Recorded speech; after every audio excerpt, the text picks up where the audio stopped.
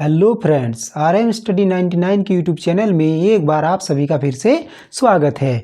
दोस्तों, आज हम लोग क्लास 12 हिस्ट्री में बुक नंबर 3 का चैप्टर नंबर 1 करने जा रहे हैं, जिसमें है आपका चैप्टर का नाम उपनिवेशवाद और देहात। दोस्तों, इसमें हम लोग पहला क्लास कर चुके हैं, पार्ट 1 मेरा हो चुका है। जो लोग वीडियो नहीं देखे हैं, आप जा करके डिस्क्रिप्शन बॉक्स में जा करके उस वीडियो को आप देख लीजिएगा। पार्ट 1 का वीडियो आप लोग को मिल जाएगा। इस वीडियो में हम लोग पार्ट 2 में देखेंगे रैयतवाड़ी व्यवस्था, महालवाड़ी व्यवस्था और बंगाल और अंग्रेजी शासन। बंगाल में जब अंग्रेज आए तो वहाँ की स्थिति कैसी थी, सिचुएशन कैसा था, वो हम लोग देखेंगे और बहुत ही शॉर्ट नोट्स में समझने का कोशिश करेंगे। दोस्तों, वीडियो बहुत ज़्यादा लेंदी हो जाता है तो देखने में भी अच्छा नहीं लगता है, देखने वाले बोर हो जाते हैं। इतिहास में लोग ऐसे खोजते हैं कि कम समय में ज़्यादा चीज़ें हमें मिल जाए, क्योंकि 12th निकालना है, जैसे क्वेश्चन आंसर हम लोग का निकल जाए। तो आइए हम लोग देखते हैं, जैसे क्वेश्चन आंसर के रूप में आप उसको लिख सकते हैं, उस तरह से हम आप लोगों के लिए तैयार किए हैं।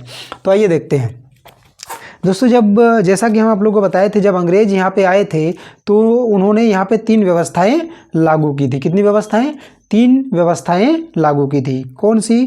एक थी आपका अस्थाई बंदोबस्त या फिर इस्तमरारी बंदोबस्त कर व्यवस्था के रूप में, दूसरा रैयतवाड़ी व्यवस्था, तीसरा महालवाड़ी व्यवस्था। तो रैयतवाड़ी व्यवस्था और अंग्रेजों का आगमन, प्लासी का युद्ध, ये सारा चीज़ हम लोग देख चुके हैं। आज हम लोग देखेंगे आपका रैयतवाड़ी व्यवस्था और महालवाड़ी व्यवस्था। तो देखिए दोस्तों, रैयतवाड़ी व्यवस्था में क्या कुछ दिया हुआ है और क्या होता है। देखिए, रैयतवाड़ी व्यवस्था की शुरुआत 1820 में टॉमस मुनरो के द्वारा की गई। किसके द्वारा? टॉमस मुनरो के द्वारा। ये भी एक अंग्रेजी अधिकारी थे जो इस समय आए हुए थे, तो उन्हीं के देख रेख में, उन्हीं के समय में, उन्हीं के कार्यकाल में रैयतवाड़ी व्यवस्था जो है भारत में लागू करवाई गई थी। दोस्तों, यह भारत में दूसरी कर व्यवस्था थी जो विशेषकर दक्कन वाले क्षेत्रों में, दोस्तों दक्कन के पठार का नाम आप लोग सुने होंगे, दक्कन वाले क्षेत्र में इसको लागू करवाया गया था। दक्कन वाले क्षेत्र में दोस्तों कौन कौन सा आ जाएगा? आपका आ जाएगा महाराष्ट्र आएगा, महाराष्ट्र, इसके अलावा मध्य प्रदेश का कुछ हिस्सा आएगा, उसके बाद आपका कर्नाटक का कुछ हिस्सा आएगा।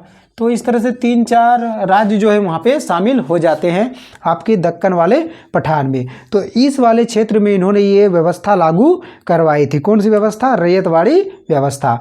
रैयतवाड़ी व्यवस्था की आपको सबसे खास बात बता देते हैं, सबसे विशेष बात, जब रैयतवाड़ी व्यवस्था लागू की गई ना, तो यहीं से भारतीय किसान जो हुए, जिनका जो ज़मीन था, जिनका जो खेत था, जैसे ये खेत फलाना का है, ये खेत किसका है, ये खेत किसका है, उसके अगल बगल में कौन है, तो सारे खेतों का नक्शा और को कितना ज़मीन है, 1 डिसमिल, 10 डिसमिल, 12 डिसमिल, और किसका है, ये रजिस्टर के रूप में, मतलब यहीं पे ज़मीन का पर्चा जो है यहीं से भारत में बनना शुरू हुआ। दोस्तों, इससे पहले ज़मीन का ना कोई नक्शा होता था, ना कोई कागज़ होता था, ना कोई नियम कानून से चलता था। लेकिन इसी समय से जो है रैयती, जिसको हम लोग बोलते हैं ये मेरा रायती ज़मीन है, तो फिर हम लोग क्या बोलते हैं कि आप कागज़ दिखाइए, प्रूफ दिखाइए।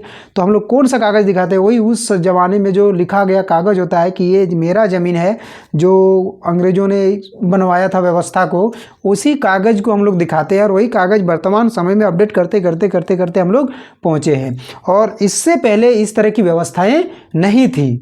समझ में आया? अब अगला देखिए क्या है आपका किसान। अब देखिए इस व्यवस्था की विशेषता क्या है। किसान स्वयं कर जमा कर सकता था। किसमें? रैयतवाड़ी व्यवस्था में किसान स्वयं कर जमा कर सकता था। और महालवाड़ी व्यवस्था में ऐसा नहीं है, और इस्तमरारी बंदोबस्त में ऐसा नहीं था। महालवाड़ी व्यवस्था और इस्तमरारी व्यवस्था में दोनों में बिल्कुल अंतर है। और रैयतवाड़ी व्यवस्था में क्या है कि इसमें होता था कि किसान स्वयं जा कर के अपना टैक्स, अपना कर जमा कर सकते थे कंपनी के यहाँ। और इस्तमरारी बंदोबस्त में क्या होता था कि जमींदार आते थे टैक्स लेने के लिए, कर लेने के लिए हमें जमींदार को देना पड़ता था। कंपनी कुछ बोल करके भेजती थी और जमींदार कुछ और ज़्यादा टैक्स लेते थे।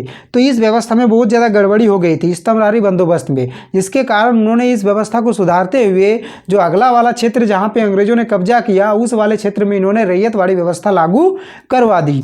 अब देखिए इसकी विशेषता क्या है कि इसमें स्वयं किसान कर जमा कर सकता था। उसके बाद देखिए अगला है आपका महालवाड़ी व्यवस्था। महालवाड़ी व्यवस्था 1833 में ईस्ट इंडिया कंपनी के द्वारा लागू करवाई गई। अब देखिए गांव का एक व्यक्ति, यानी इसी समय जो जिसको हम लोग मुखिया कहते हैं, उस मुखिया का एक तरह से प्रबंध किया ईस्ट इंडिया कंपनी के द्वारा। मुखिया जैसे जिसको हम लोग वर्तमान में मुखिया का एक पद बोलते हैं, राजनीतिक एक पद है, उस पद को आज से कितना साल पहले इन लोगों ने बनाया था। कहा था कि एक ही व्यक्ति होगा, इसको आप मुखिया मान लीजिए और आपको उसी के वहाँ जाकर के आप ही के गांव में सारा का सारा आपको क्या करना है, टैक्स जो कर है वो आपको जमा कर देना है और कंपनी वहाँ से सारा चीज़ जो है कलेक्ट कर लेती थी। ये वाली सिस्टम जो है आपका माहलवाड़ी व्यवस्था के अंतर्गत की गई। और वही कह रहा है, देखिए माहलवाड़ी जो मुखिया होता था वो कर वसूला करता था। इसी को हम लोग क्या कहते थे दोस्तों, माहलवाड़ी व्यवस्था। आप देखिए कैसे लिखिएगा इसमें एग्जाम में, माहलवाड़ी व्यवस्था अंग्रेजों द्वारा या ईस्ट इंडिया कंपनी द्वारा लगाया गया एक प्रकार का कर था, जिस कर में जो किसान होते थे वो स्वयं अपना कर जमा कर सकते थे। कहाँ पे, अपने ही गांव में एक मुखिया चुन दिया जाता था ईस्ट इंडिया कंपनी के द्वारा, उस मुखिया के वहाँ जा कर के कर को जमा करना होता था और वहीं से वो जो अंग्रेजी अधिकारी होते थे सारा चीज़ को कलेक्ट करके लेके चले जाते थे। इससे जो जमींदारी व्यवस्था थी वो खत्म हो गई, वो सिस्टम खत्म हो गया, जमींदारों की दलाली खत्म हो गई। फिर इसमें ज़मीन जो है छीना झपटी होता था, तो उस ज़माने में बहुत ज़्यादा चलता था कि जिसकी लाठी उसकी भैंस। इस सिस्टम को भी अंग्रेज़ों ने ख़त्म कर दिया, क्या करके, रैयतवाड़ी व्यवस्था बना करके। इसी समय जिसका जो ज़मीन था उसको कागजी तौर पर उसको लिख करके दे दिया गया कि ये ज़मीन आपका है। फिर माहलवाड़ी व्यवस्था में कर प्राप्ति के लिए और तरीका आसान क्या कर दिया कि आप मुखिया के यहाँ जमा कीजिए, हम कंपनी के जो लोग होंगे वहाँ से कर को उठा लेंगे, वहाँ से कर को प्राप्त कर लेंगे। अब नेक्स्ट पॉइंट क्या है, जब अंग्रेज भारत में प्रवेश करते हैं, अब जब शासन स्थापित कर लेते हैं, अंग्रेजी शासन जब यहाँ स्थापित कर लेते हैं भारत में, तो उस समय भारतीय अर्थव्यवस्था कैसी थी।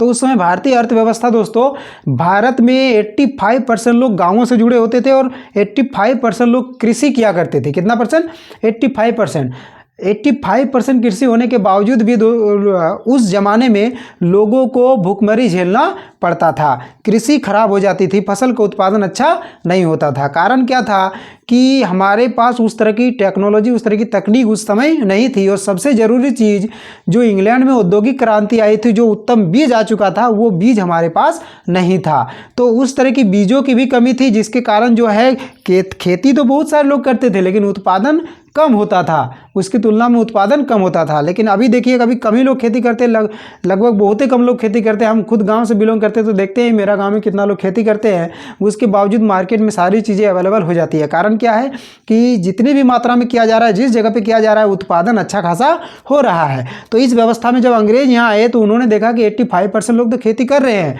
लेकिन उतना ज़्यादा उत्पादन नहीं हो पा रहा है। तो इस व्यवस्था को ठीक करने के लिए भी उन लोगों ने बहुत सारी चीज़ों में बदलाव किया और बदलाव करने के साथ साथ वो तो अपना फायदा कमाने आए थे, तो फायदा कमाने आने के कारण उन्होंने सबसे पहले व्यापारिक कृषि को बढ़ावा दिया। अंग्रेजों ने किसको बढ़ावा दिया, व्यापारिक कृषि को। व्यापारिक कृषि क्या होता है, जिसको तैयार करने के बाद आप खुद नहीं रख सकते, खुद उसका उपयोग लंबे समय तक नहीं कर सकते हैं। जैसे चाय पत्ती, चाय की खेती अंग्रेजों के द्वारा शुरू की गई। उसके बाद आपका हो गया कॉफ़ी की खेती, अंग्रेजों के द्वारा शुरू की गई। फिर हो गया आपका कपास की खेती, तो पहले से होती थी लेकिन उसी को उन लोगों ने बढ़ावा दिया क्योंकि उसका एक बहुत बड़ा बाजार भारत में था, एशिया में था, जिससे बहुत ज़्यादा उन्हें मुनाफा होता था। इसके अलावा नील की खेती, उसको भी इन लोगों ने बढ़ावा दिया। मतलब ऐसी कृषि को उन लोगों ने बढ़ावा दिया ज़्यादा जिससे उन्हें मुनाफा हो, क्योंकि वो मुनाफा कमाने के लिए आए थे। लेकिन उसी चक्कर में भारत में भी कृषि के क्षेत्र में बहुत ज़्यादा बदलाव हुआ।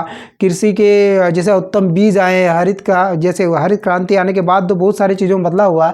तो अंग्रेजों के काल में भी बहुत सारे बदलाव हुए थे, उस समय में भी बहुत सारे बदलाव हुए थे। कृषि की व्यवस्था में बहुत सारी सुधारें जो है वो हुई थी। तो इसमें दोस्तों हम लोग आज 3 टॉपिक देखे, रैयतवाड़ी व्यवस्था, माहलवाड़ी व्यवस्था और बंगाल और अंग्रेजी शासन। यानी बंगाल में जब अंग्रेज आ जाते हैं उसके बाद वहाँ की शासन व्यवस्था कैसी हो जाती है। अब नेक्स्ट वीडियो में देखेंगे दोस्तों कि हमें क्या करना है, कौन सा पॉइंट पढ़ना है। हमको लगता है पार्ट 3 में या फिर पार्ट 4 में यह चैप्टर आपका कंप्लीट हो जाएगा, क्योंकि वीडियो लंबा होने से देखने में मज़ा नहीं आता है, कम वीडियो में ज़्यादा समझने में अच्छा होता है। 5-10 मिनट का वीडियो मिल जाए समझिए बहुत है। Thank you.